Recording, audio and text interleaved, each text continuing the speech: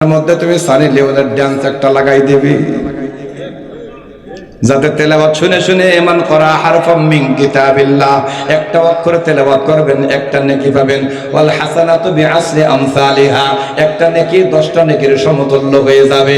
আল্লাহ সুবহানাহু ওয়া তাআলা কোরআনে কারীমের মধ্যে হাদিসে মুরব্বি ওহো এই টাইপের যদি কেউ হয় ইবলিস ফেল হয়ে যায় তার কাছে। কথা কর ঠিক কিনা? সম্মানিত বন্ধুরা, আমার যুবক ভাইদের কথা বলছি, এমন কোন যুবক ভাই নাই যার কাছে টাচ মোবাইল নাই। কথা বলুন ঠিক কিনা? প্রয়োজনে সুদের টাকা নিয়ে তারপরে মোবাইল কিনবে, তারপর মোবাইল তার থাকতে হবে। কারণ মোবাইল যদি না থাকে বর্তমানে আপডেট হওয়া যায় না, মোবাইল যদি না থাকে সমাজে চলা যায় না, মোবাইল যদি না থাকে তাহলে স্মার্ট হওয়া যায় না। কথা বলুন ঠিক কিনা? আল্লাহর কসম করে বলি রে যুবক, আজকে ম্যাক্সিমাম যুবক পথ হারা হয়ে যায়, বেপথে চলে যায়, গুমরাহির পথে চলে যায়। তার মধ্যে এক নাম্বার কারণ হলো মোবাইল। ঠিক কি না? কারণ এই মোবাইলের মধ্যে নাই এমন কিছু নাই, আপনি যা চাবেন তাই পাবেন। মোবাইলে জান্নাত পাওয়া যায়, কিন্তু সেটা খুব কম, আমি মনে করি না।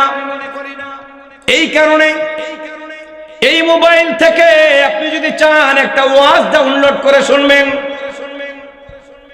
আমাদের মুহতারাম নাসির উদ্দিন যুক্তিবাদী হাফিজাহুল্লাহ তাআলার আলোচনা শুনে কত মানুষ নামাজি হলো, কত মানুষ আল্লাহর ভয় পেলে, কত মানুষ দিন পেলে। কথা বলুন ঠিক কিনা? এখন আপনি যদি মনে করেন এই ওয়াজ শুনে আমিও দিন পেতে চাই, ভালো হতে চাই, এখন আপনি ওয়াজ শুনবেন, ওয়াজ দেখতে দেখতে এমন একটা অ্যাড আসবে, এতক্ষণ 2 ঘন্টা ওয়াজ শুনে যে সওয়াব কামাই করেছিলেন, সামান্য একটা ল্যাংটা অ্যাডের মাধ্যমে তার চাইতে 3 গুণ বেশি গুনাহ করে তারপরে বিছানায় যাচ্ছে। কথা ঠিক না বেটি? ভালো জিনিস তেলাওয়াত, এই যে তেলাওয়াত, এই তেলাওয়াত শুনবেন, কোরআন তেলাওয়াত, তার মধ্যেও অ্যাড আছে না নাই? একটা গাড়ির অ্যাড দেবে, সেখানে মেয়ে মানুষের দরকার তো ছিল না। কথা কোন ঠিক কিনা? রিক্সার অ্যাড মেয়ে মানুষ, গাড়ির অ্যাড মেয়ে মানুষ, ফেস পাউডারের অ্যাড মেয়ে মানুষ, পানির অ্যাড মেয়ে মানুষ, মাইকের অ্যাড মেয়ে মানুষ, কোটের অ্যাড মেয়ে মানুষ। কথা কোন ঠিক কিনা? সামান্য একটা মাফলারের অ্যাড দেবে, তাও সেখানে মেয়ে মানুষ। সম্মানিত বন্ধুরা আমার, এগুলো হলো ইহুদি খ্রিস্টানদের চক্রান্ত। কথা বলুন ঠিক কিনা? কারণ তারা চায় মুমিন মুসলমান যারা আছে ওরা যদি ইবাদতের মধ্যে মগ্ন হয়, তাহলে শয়তান তাদেরকে বলে দিয়েছে ইবাদতের মধ্যে মগ্ন থাকবে, কোরআন তেলাওয়াত শুনবে, তার মধ্যে তুমি সানি লিওনের ডান্স একটা লাগাই দিবি যাতে তেলাওয়াত শুনে শুনে মান করা হারফাম মিন কিতাবিল্লাহ একটা অক্ষর তেলাওয়াত করবেন একটা নেকি পাবেন। ওয়াল হাসানাতু বিআশরি আমসালিহা একটা নেকি 10টা নেকির সমতুল্য হয়ে যাবে। আল্লাহ সুবহানাহু ওয়া তাআলা কোরআনে কারীমের মধ্যে হাদিসে ঘোষণা করে দিয়েছে, আপনি কোরআন তেলাওয়াত করলে সওয়াব আছে, আবার শুনলেও সওয়াব আছে। আপনি যে সওয়াব কামাই করবেন ওর মধ্যে এমন একটা অ্যাডভার্টাইজ দিয়ে দেবে, এমন একটা ছবি আপনার ভিতরে দিয়ে দেবে, আপনি ওটা দেখা মাত্র যত সওয়াব কামাই করেছিলেন মুহূর্তের মধ্যে সওয়াবগুলো গুনাহে পরিণত হয়ে যাবে। ঠিক কি না? এখন এই ফেসবুকের মাধ্যমে, ইউটিউবের মাধ্যমে যদি কেউ জান্নাতি হতে চায়, সম্ভব না আমি তা বলবো না, অবশ্যই সম্ভব। কিন্তু মুসলমানেরা, ইমানদারেরা এই ইউটিউব এবং ফেসবুককে পরিচালনা করতে হবে। কথা বলুন ঠিক কিনা? কিন্তু আজকে ইউটিউব আমাদের হাতে নাই, ফেসবুক আমাদের হাতে নাই, টিকটক আমাদের হাতে নাই। বরং আপনি যদি তাদের বিরুদ্ধে কোনো কথা লেখান তাহলে আপনার আইডি রেস্ট্রিক্টেড হয়ে যাবে। ঠিক কিনা? এই জন্য বন্ধুরা আমার, মুসলমানদেরকে এমন কিছু প্রযুক্তি আবিষ্কার করতে হবে, মুসলমানদেরকে সামনের দিকে অগ্রসর হতে হবে। যেই মুসলমানেরা অ্যাপস তৈরি করবে, যেই মুসলমানেরা ফেসবুক তৈরি করবে, যেই মুসলমানেরা ইউটিউব তৈরি করবে, যেখানে আল্লাহর কালাম সওয়াবের কাজ ছাড়া গুনাহের কোনো লেশ মাত্র থাকবে না, এরকম ইউটিউব এবং ফেসবুক যদি তৈরি করতে পারেন, তখন আশা করা যায় এই ইউটিউব ফেসবুকের মাধ্যমেও জান্নাতে যাওয়া যাবে। ঠিক কি না? কিন্তু করবে কে? করবে কে? আমরা তো গবেষণা করি না, আমরা শুধু খাই আর ঘুমাই, খাই আর ঘুমাই। যে যত বড় আলেম সে তত বড় অলস। কথা বলেন। হুজুরদের মতো এত পেট সাধারণ মানুষের মধ্যে কম আছে। হুজুরে যদি কোনো কায়দায় এই টেবিলের উপরে শোয়াই দেওয়া যায়, তাহলে মাথার দিক থেকে তাকাইলে পাও দেখা যায় না, পাওয়ার দিক থেকে তাকাইলে মাথা দেখা যায় না, মাঝখানে বহুত পাহাড়। কথা কয় না? সম্মানিত বন্ধুরা আমার, অথচ মুসলমানদের ইতিহাসের মধ্যে আপনি আবিষ্কার পাবেন না তা না। এই বিশ্বের প্রথম বিজ্ঞানী যারা ছিলেন তারা সবাই ছিলেন মুসলমান। কথা বলুন ঠিক কিনা? কিন্তু আমরা অলসতার কারণে আমরা একেবারে এত অলস হয়ে গেছি, আমাদের দ্বারা নতুন নতুন জিনিস আবিষ্কার তো দূরের কথা, আমাদের মধ্যে একটা জিনিস আবিষ্কার হয়, আমিন জোরে বলবেন না আস্তে বলবেন, হাত এখানে বাঁধবেন না এখানে বাঁধবেন, মাথায় টুপি কোন কায়দায় হবে, পাস করলে হবে না বগিজ হবে না জামাতি টুপি হবে, এইসব নিয়ে গবেষণা আমাদের আছে না নাই? উলু করতে হবে কেমনে, মেসওয়াক করতে হবে কেমনে, পেশাব পায়খানা করার পরে কেমনে কেমনে পাও দুটো দিয়ে আস্তে আস্তে বাড়ি দেওয়া লাগবে, এগুলো নিয়ে আমরা জিকির করি, এগুলো নিয়ে ফিকির করি। অথচ বিমানে যাইতে হবে, ওই বিমান মুসলমানদেরকে তৈরি করতে হবে, মোবাইল তৈরি করতে হবে, এই মোবাইল মুসলমানেরা ব্যবহার করবে, বিভিন্ন অ্যাপসের মাধ্যমে আমরা কাজগুলো করি। আজকে বিকাশে আমরা টাকা দেই, নগদে আমরা টাকা দেই। কথা বলুন ঠিক কিনা? অথচ বিকাশের মালিকও মুসলমান না, নগদের মালিকও মুসলমান না। কথা কোন ঠিক কিনা? আজকে যদি মুসলমানের এই বিজ্ঞানগুলো নিজেরা তৈরি করতে পারত, আল্লাহর কসম করে বলি আজকে আমরা অন্যদের দ্বারস্থ যেমন হচ্ছি, অন্যরা বিধর্মীরা মুসলমানদের দ্বারস্থ হতো। কথা কোন ঠিক কিনা? এই জন্য আমার নবী বলেন, মানুষ জান্নাতে যারা যেতে চায় ওই সমস্ত মানুষেরা জান্নাতে যাওয়ার জন্য যেই কাজগুলো আছে, আমি যেই নির্দেশনাগুলো দিয়েছি, আল্লাহ যে নির্দেশনাগুলো দিয়েছে, ওইগুলো যদি মুসলমানেরা মানত, আল্লাহর কসম তারা সবাই জান্নাতের মেহমান হয়ে যেত। কিন্তু জান্নাত আছে যেখানে এই জনগণ যায় না সেখানে, বরং জাহান্নাম আছে যেখানে এই জনগণ চান্দা তুলে যায় সেখানে। এই যে আজকের মাহফিলে দুইটা জায়গা আছে, কয়টা? জোরে বলেন কয়টা? একটা হলো মাহফিলের এই প্যান্ডেল, আর একটা হলো বাজার। বলেন তো দুই জায়গার মধ্যে কোন জায়গা উত্তম?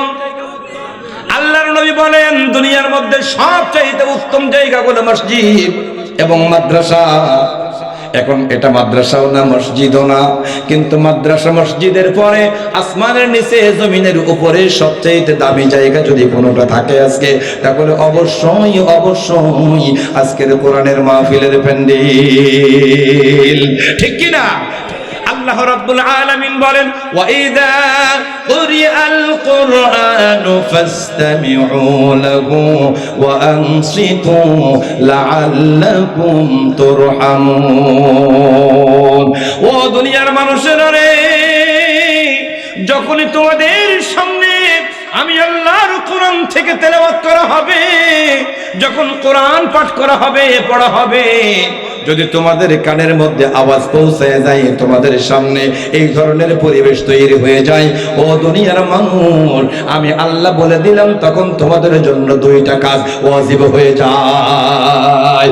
এক নাম্বার হলো ফাসতামিউ লাহু, ওই জায়গাতে যাবে এবং কোরআন কারীমের তেলাওয়াত শুনবে। কি করবে? শুনবে। দুই নাম্বার হলো ওয়া আনসিতু, এবং নীরবতা পালন করবে। তার মানে যখন তোমাদের সামনে কোরআনে পাকের তেলাওয়াত করা হবে, কোরআনে পাকের আলোচনা করা হবে। ও মুমিন, তোমরা যদি এমন কোন পরিবেশ পেয়ে যাও তাহলে তোমাদের জন্য দুইটা কাজ করা ওয়াজিব হয়ে যাবে।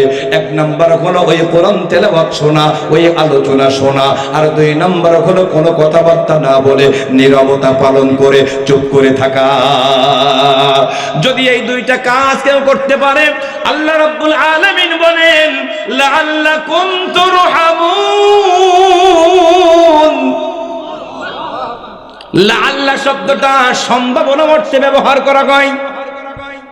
আরবি ব্যাকরণের মধ্যে নাও সরফের ভাষায় লাআল্লাহ শব্দটা সম্ভাবনা অর্থে ব্যবহার করা হয়, কিন্তু বক্তা যখন আল্লাহ হয় তখন আল্লাহর কোনো কথা আর সম্ভাবনার অর্থ দেয় না, বরং তখন অর্থ হয়ে যায় অবশ্যই অবশ্যই তোমাদের উপরে আল্লাহ পাকের পক্ষ থেকে রহমত নাজিল হবে।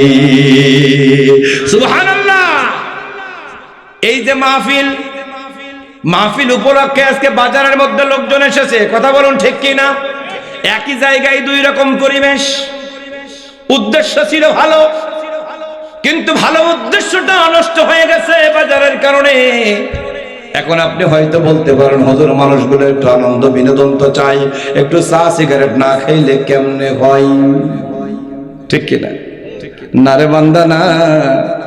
দুইটা জায়গা আমার আল্লাহ দেখাই দিয়েছে।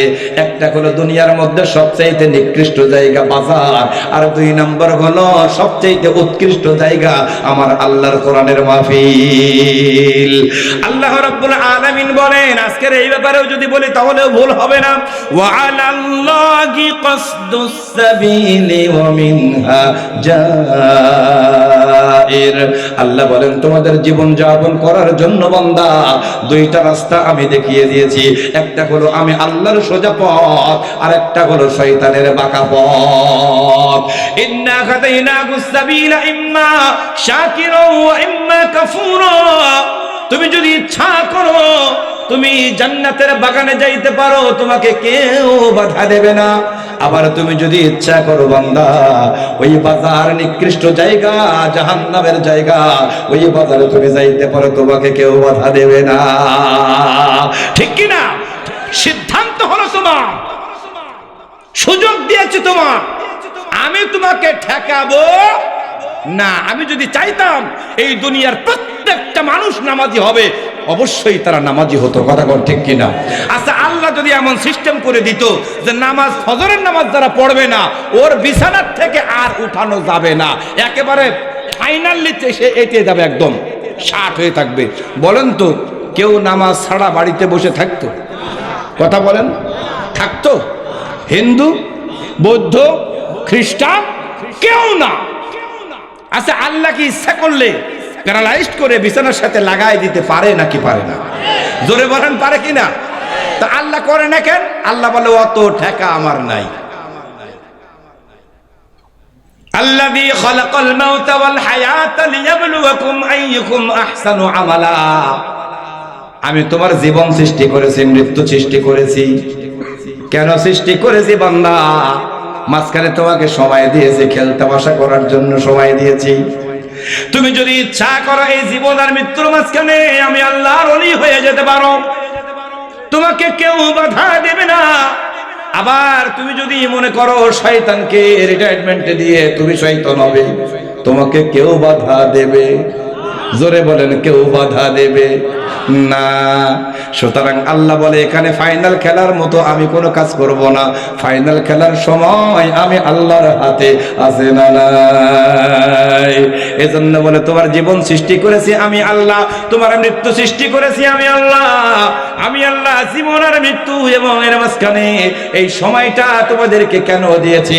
তোমাদেরকে ইচ্ছা শক্তি আমি আল্লাহ কেন দিয়েছি? কারণ আমি শুধু দেখতে চাই কে ভালো আমল করে আর কে খারাপ আমল করে। কারণ কিয়ামতের ময়দানে আমি বিচারক হব, আমার সামনে বিচার কার্য সম্পাদন করা হবে। ফামাইয়া আমাল মিসকালা যাররাতিন খায়রান ইয়ারা। কেউ যদি যাররা পরিমাণ ভালো কাজ করে আমি আল্লাহ যাররা পরিমাণ হলেও তার পুরস্কার দিয়ে দেব। ওয়া মাইয়া আমাল মিসকালা যাররাতিন শাররান ইয়ারা। আর কেউ যদি যাররা পরিমাণ খারাপ কাজ করে, গুনাহের কাজ করে, অবশ্যই অবশ্যই অবশ্যই সেও তার ফল পাবে। সুতরাং বন্ধুরা আমার, আমরা সবাই জান্নাতে যেতে চাই, কিন্তু জান্নাতে যাওয়ার আমল কিন্তু আমরা করি না। কথা বলুন ঠিক কিনা? এখন জান্নাত আর জাহান্নাম নিজের আমলের কারণে তৈরি হয়ে যাবে। যদি ভালো আমল করেন তাহলে জান্নাত, আর খারাপ আমল করলে জাহান্নাম। এখন যেহেতু কেউ জাহান্নামে যেতে চায় না, হিন্দু মুসলমান বৌদ্ধ খ্রিস্টান কেউ জাহান্নামে যেতে চায় না, সকলেই জান্নাতের মেহমান হতে চায়। কিন্তু আমার নবী বলেন, ও আমার দুনিয়ার মানুষেরা রে, ও আমার উম্মতেরা রে, জাহান্নামের মতো এত নিকৃষ্ট জায়গা আমি কখনো দেখি নাই। কিন্তু এই জাহান্নাম থেকে যারা বাঁচতে চায়, আমি দেখি তারা সবাই ঘুমায়। ঠিক কিনা? তাহলে আল্লাহর নবীর কথা অনুযায়ী বুঝলাম, জাহান্নাম থেকে বাঁচতে হলে ঘুমানো যাবে না, কাজ করতে হবে। কাজ করতে হবে সকাল থেকে রাত, রাত থেকে সকাল অবধি কাজ করতে হবে। কথা বলুন ঠিক কিনা? আপনি যদি কাজগুলো না করেন, তাহলে আম গাছ লাগাইয়া কাঁঠালের আশা করা যেমন বোকামি, জান্নাতে যাবেন অথচ আমল করবেন জাহান্নামী, জাহান্নামের আমল করে জান্নাতে যাওয়ার আশা রাখাটাও হলো তেমন বোকামি। কথা বলুন ঠিক কিনা? এখন জাহান্নামে মানুষ কেন যাবে? জাহান্নামে মানুষ কেন যাবে, এটা হলো আমার আজকের আলোচ্য বিষয়। আর আপনারা জানেন যে আসলে 1 ঘন্টায় আমার আলোচনা হয় না, কারণ আমি সব জায়গায় শেষে কথা বলি। তো যেহেতু আজকে হুজুর এসেছেন, ওনার পরে কথা বলা তো আস্তাগফিরুল্লাহ, আল্লাহ তাআলা আমাকে মাফ করুন। এই জন্য সংক্ষিপ্ত সময়ের মধ্যে এই আলোচনা শেষ করা যাবে না। তবে আমি আপনাদের সামনে যে আয়াতে কারিমা তেলাওয়াত করেছি, মানুষ কেন জাহান্নামে যাবে, আসলে মানে মানতে হলে জানতে হয়। ঠিক কিনা? মানতে হলে জানতে হয়। এই জন্য দেখেন, ইলম আর আমল একটা আরেকটার সাথে পরিপূরক। আল্লাহ তাআলা এই জমিনের মধ্যে সর্বপ্রথম জানার কথা বলেছেন। কিসের কথা? কারণ আপনি না জানলে বুঝবেন কেমনে কোনটা পানি আর কোনটা স্পিরিট। যদি আপনি না জানেন, পানির মতো দেখতে, এই যে ব্যাটারির পানি খায় না মানুষ, ব্যাটারির পানি খায়, তা খায় কলেন কেন? ওইটাও পানি, এইটাও পানি। আচ্ছা, যদি ব্যাটারির পানি কেউ খায়, তাইলে তার কি হতে পারে? সমস্যা হতে পারে, যদিও মরবে না, কিন্তু তার খবর হয়ে যাবে। কথা কর ঠিক কিনা? যদি বিশ্বাস না হয়, তাহলে ব্যাটারির পানি ফ্লোরে একটু ফেলে দেখেন কেমন হয় জায়গাটা। এখন কোনটা ভালো পানি আর কোনটা ব্যাটারির পানি বা খাওয়ার পানি না, এইটা যদি আপনি না জানেন, তখন অবশ্যই আপনার ভুল হতে পারে। এখন জাহান্নাম থেকে যদি কেউ বাঁচতে চাই, তাহলে কোন কোন আমল করলে জাহান্নামে যেতে হয়, এই সম্বন্ধে উম্মতের জ্ঞান লাগবে নাকি লাগবে না? আমি আপনাদের সামনে এই বিষয়ে অনেকগুলো আয়াতে কারিমা আমার কাছে আছে। এই বিষয়ে ঘন্টার পর ঘন্টা কোরআন এবং হাদিস দিয়ে কথা বলার মতো রসদ আমার কাছে আছে। কারণ আমার আল্লাহর কোরআন এত ছোট নয় যে কথা শেষ হয়ে যাবে। কথা বলুন ঠিক কিনা? আল্লাহ রাব্বুল আলামিন জাহান্নাম থেকে যদি কেউ বাঁচতে চায়, তাহলে কোন কোন আমল করলে জাহান্নামে যেতে হয়, এই সম্বন্ধে কোরআন কারীমের মধ্যে একাধিক আয়াতে কারিমা দিয়ে দিয়েছেন। তার মধ্যে আপনাদের সামনে আমি একটা দুইটা আয়াতে কারিমা তেলাওয়াত করেছি। সূরা আরাফের 40 এবং 41 নম্বর আয়াতে কারিমা আমি আপনাদের সামনে তেলাওয়াত করেছি। এই আয়াতে কারিমার মধ্যে আমার আল্লাহ রাব্বুল আলামিন জাহান্নামে যদি কেউ যায়, তাহলে কেন যাবে, কোন অপরাধ করার কারণে যাবে, আমার আল্লাহ রাব্বুল আলামিন আমাকে আপনাকে সেটা জানাইয়া দিয়েছেন। এই আয়াতে কারিমার মধ্যে জাহান্নামে যাবে যারা, তাদের অপরাধ হলো মাত্র 2টা। কয়টা? আরো জোরে বলেন কয়টা? সংক্ষিপ্ত সময়ের মধ্যে আমরা 2টা কারণ জেনে নেব ইনশাআল্লাহ। রাজি আছেন তো? ইনশাআল্লাহ রাজি আছেন? আচ্ছা, যদি কারো গায়ে লাগে তাহলে কি হবে? যদি কারো গায়ে লাগে প্রতিবাদ করবেন? প্রতিবাদ করার চিন্তাও করবেন না, কারণ এখন স্বৈরাচারের যুগ আর নাই। যদি কোরআনের কথা বলতে কেউ বাধা দেয়, আল্লাহর কসম ওর মাথা থাকবে না। ও হাত দিয়ে বাধা দিলে হাত ভেঙে দেওয়া হবে। ও যদি কণ্ঠ দিয়ে বাধা দেয়, নাই, ওর কণ্ঠ চেপে ধরা হবে, ঠিক কিনা? কারণ স্বৈরাচারদের 17 বছরের অত্যাচার সহ্য করেছি আমরা। এটা কোনো রামপন্থী বামপন্থীর জমিন না যেখানে তোমরা যা মনে চাই তাই করবা। এটা হলো আলেম ওলামার জমিন, কথা বলুন ঠিক কিনা? এটা হলো পীর মাশায়েখের জমিন, এটা হলো শহীদ গাজীর জমিন। এই জমিনের মধ্যে আল্লাহর কোরআন পড়বে, আল্লাহর কোরআনের কথা বলবে, এটাই স্বাভাবিক। সুতরাং কারো বিরুদ্ধে গেলে আমার কিচ্ছু করার থাকবে না। অপরাধ কয়টা? জোরে বলে। তাহলে আমরা করবো তো ইনশাল্লাহ, নাকি? খবরদার। আল্লাহ রাব্বুল আলামিন বলেন যে এই দুইটা অপরাধের কথা, সেটা হলো এক নম্বরে ইন্নাল্লাযীনা কাযযাবু বিআয়াতিনা। আল্লাহ বলে নিশ্চয়ই যারা আমার আয়াত সমূহকে মিথ্যা মনে করে। কি মনে করে? আয়াত সমূহ মানে হলো কোরআনকে। যারা আমার কোরআনকে মিথ্যা মনে করে, আপনারা বলেন এই জমিনে যে কোরআন নাজিল হয়েছে আল্লাহর পক্ষ থেকে, এই কোরআন কি সত্য নাকি মিথ্যা? আরো জোরে বলেন, সত্য না মিথ্যা? এটা যে সত্য তার মধ্যে কোনো সন্দেহ কি আছে? আপনি কেন বলবেন? আমার আল্লাহ বলেন যালিকাল কিতাবু লা রাইবা ফীহি। শুনে নাও দুনিয়ার মানুষেরা, আমি তোমাদের জন্য যে কিতাব নাজিল করে দিয়েছি, এই কিতাবটা শুধুমাত্র একটা কিতাব নয়, এটা হলো প্রত্যেকটা মানুষের জন্য তার জীবনের বিধান। কথা বলো ঠিক কিনা? আল্লাহ বলে তোমাদের জীবনকে পরিচালনা করবার জন্য জীবনের প্রতিটা সেকেন্ড, প্রতিটা মুহূর্ত, প্রতিটা মিনিট, প্রতিটা ঘন্টা, প্রতিটা সময় তোমরা কিভাবে ব্যয় করবে, এটা আমি আল্লাহ তোমাদেরকে জানাই দিলাম এই বিধানের মাধ্যমে। যদি তোমরা জান্নাত পেতে চাও, জাহান্নাম থেকে বাঁচতে চাও, তাহলে কোন ফর্মুলা ইউজ করলে তোমরা জাহান্নাম থেকে বেঁচে জান্নাতের মেহমান হবে, আমি আল্লাহ রাব্বুল আলামিন এই কোরআনে কারীমের মধ্যে বিস্তারিত সব জানাইয়া দিয়েছি। এই কিতাবকে কোনো সন্দেহ করার সুযোগ নাই, কারণ আল্লাহ বলেন যালিকাল কিতাবু লা রাইবা ফীহি। এটা এমন একটা কিতাব যার মধ্যে ভুল তো দূরের কথা, ভুলের কোনো সম্ভাবনাও নাই। সুবহানাল্লাহ। হুদাল লিল মুত্তাকিন। আর আল্লাহকে যারা ভয় করে, মুত্তাকি পরহেজগার যারা হবে, এটা ওই মুত্তাকিদের জন্য পথ প্রদর্শক। এখন আল্লাহ রাব্বুল আলামিন বলেন এই কিতাবকে তারপরও মিথ্যা মনে করার মানুষ আছে না নাই? আপনাকে যদি আমি ব্যক্তিগতভাবে জিজ্ঞেস করি, তাহলে আপনি বলবেন এই কোরআন সত্য, এই কোরআন সত্য, এই কোরআন সত্য। আপনিও বলবেন, আমিও বলবো, এরা যারা আছে তারাও বলবে, দুনিয়ার সবাই বলবে এই কোরআন সত্য। শুধুমাত্র তাই নয়, তাই নয়, এই কোরআনের সবচাইতে বড় শত্রু কে ছিল? কথা বলেন, আরো জোরে বলেন। ওরে ভাই একটু জোরে বলেন না। এই কোরআনের সবচাইতে বড় শত্রুর নাম কি ছিল? আবু জেহেল। তাহলে মনে হয় আবু জেহেল এই কোরআনকে মিথ্যা মনে করেছে নাকি? এইবার আসেন, খেলা হবে। কি হবে? জোরে বলেন। আবু জেহেলের একজন চামচা ছিল, যেমন আমাদের এলাকার নেতা আছে তাদের চামচা আছে, আছে না নাই? বরং মাঝে মাঝে দেখা যায় নেতার চাইতে চামচার গিয়ার বেশি থাকে। নেতা চালায় 2 স্ট্রোক, চামচা চালায় 6 গিয়ার, 5 গিয়ার। কথা বল ঠিক কিনা? ওর গুতোয়, ওর দাপটে এলাকায় থাকা যায় না।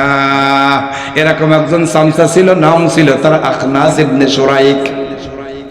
আবু জেহেলের ঘনিষ্ঠ সহচর আখনাস ইবনে শুরাইক একদিন আবু জেহেলকে জিজ্ঞাসা করছে, ও মিস্টার আবুল হিকাম, তুমি তো জ্ঞানী মানুষ, এত বড় জ্ঞান, এত জ্ঞানী আমার জীবনে কোনোদিন দেখি নাই। মক্কার জমিনে সকলে তোমাকে জ্ঞানী মনে করে, তোমার চাইতে বড় জ্ঞানী মক্কার জমিনে দ্বিতীয়টা আর পাওয়া যায় না।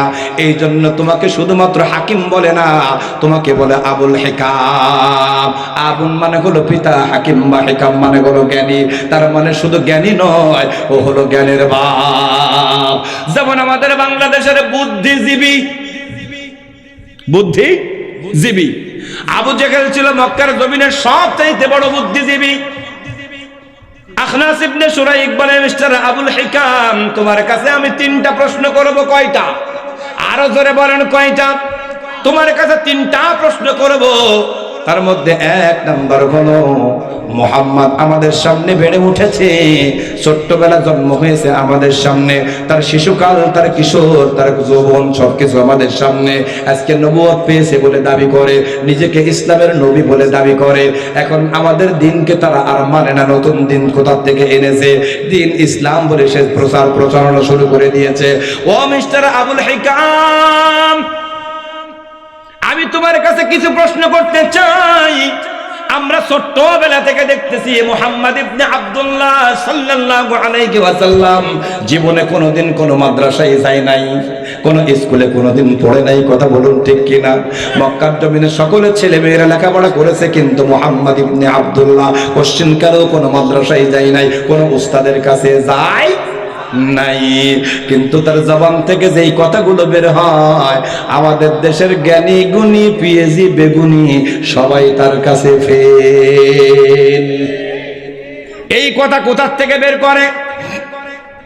তাকে জিজ্ঞাসা করা হলো, মুহাম্মদ তুমি তো উম্মি মানুষ, তুমি তো লেখাপড়া জীবনে করো নাই, এখন তুমি যে কালামগুলো বের করতেছো, আমাদের মক্কার জমিনে কবি সাহিত্যিকের কোনো অভাব নাই।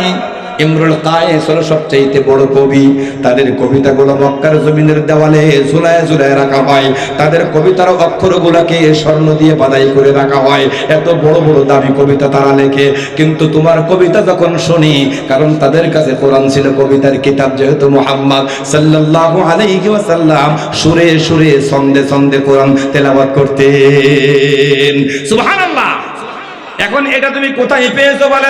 বলে ও মক্কার জমিনের মানুষেরা রে, এটা তো আমার কোন কালাম নয়, আমার কোন কালাম নয়, এটা হলো তানজিলুম মির রাব্বিল আলামিন।